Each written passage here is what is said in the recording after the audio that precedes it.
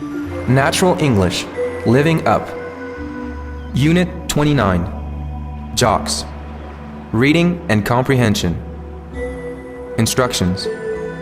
Read the following exercise and try to associate the ideas in English without literal translation. Sometimes things are not as simple and clear-cut in the sports world as they seem to be.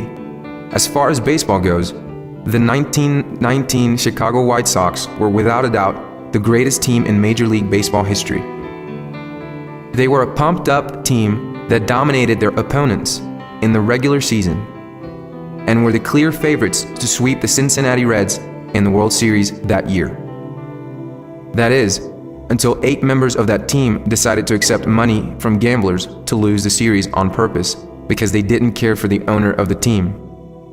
Charlie Comiskey, the team owner and a former player himself, was famous for mistreating players, even going to the extent of benching some of his players so that they would not reach the statistical goals set on their contracts that would allow them to collect on bonuses.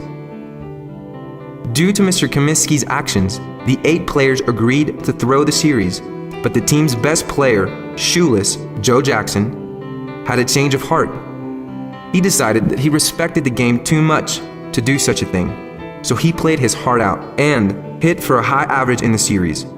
He even got one of the other players, Buck Weaver, the third baseman, to play to win as well, after giving him a pep talk. In the long run, the 2 of them were not enough to compensate for the other 6 players that were playing to lose.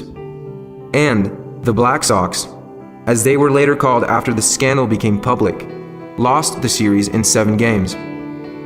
All 8 players were prohibited from playing professional baseball ever again, and Shoeless, Joe, and Buck were never able to prove in a court of law that they played to win. To this date, their families are still trying to clear their names in the eyes of the general public and get them into the Baseball Hall of Fame.